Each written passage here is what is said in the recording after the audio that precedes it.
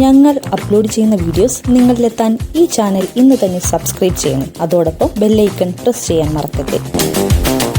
മലയാളികൾക്ക് ഇന്നും പ്രിയപ്പെട്ട നടിയാണ് ഷീല.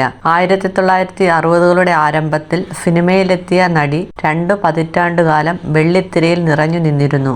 1980-ൽ സ്ഫോടനം എന്ന ചിത്രത്തോടെ താൽക്കാലികമായി അഭിനയരംഗത്ത് നിന്ന് വിട്ടുനിന്ന ഷീല 2003-ൽ മനസ്സിനക്കരെ എന്ന സിനിമയിലൂടെയാണ് തിരിച്ചു വരുന്നത്. ഏറ്റവുമധികം ചിത്രങ്ങളിൽ നായകനും നായികയുമായി അഭിനയിച്ചവർ എന്ന റെക്കോർഡിന് ഉടമകളാണ് പ്രേം നസീറും ഷീലയും. മലയാളികളുടെ എക്കാലത്തെയും പ്രിയ ജോഡികൾ എന്ന വിശേഷണവും ഇവർക്കുമുണ്ട്. പ്രേം നസീറിനൊപ്പമുള്ള സിനിമാ അനുഭവങ്ങൾ പങ്കുവെക്കുകയാണ് ഷീല.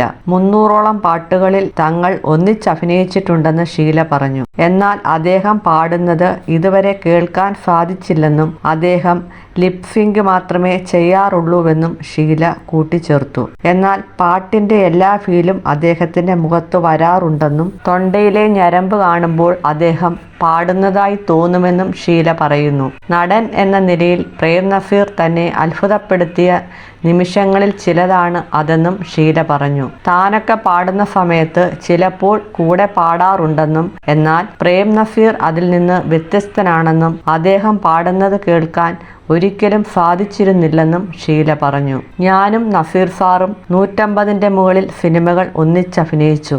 ഏതാണ്ട് 300-നടുത്ത് പാട്ട് സീൻ ഞങ്ങൾ ഒരുമിച്ച് ചെയ്തിട്ടുണ്ട്. പക്ഷേ ഇതുവരെ നസീർ സാർ പാടുന്നത് ഞാൻ കേട്ടിട്ടില്ല.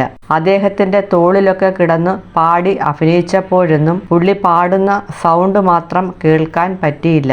പാട്ടിന് വെറും ലിപ്സിങ്ക് മാത്രമേ ചെയ്യാറുള്ളൂ. എന്നാൽ അദ്ദേഹം പാടുന്ന സീൻ കാണുമ്പോൾ ശരിക്ക് പാടുകയാണോ എന്ന് തോന്നിപ്പോകും. കഴുത്തിലെ ഞരമ്പിനൊക്കെ അത്രമാത്രം സ്ട്രെയിൻ കൊടുക്കുന്നത് കാണാൻ സാധിക്കും. പക്ഷേ ശബ്ദം പുറത്തേക്ക് കേൾക്കില്ല. നസീർ സാർ പാടുന്നത് ചിലരൊക്കെ കേട്ടിട്ടുണ്ടെന്നറിയാം. പക്ഷേ എനിക്കത് കേൾക്കാനുള്ള ഭാഗ്യം ഉണ്ടായിട്ടില്ല, ഷീല പറഞ്ഞു.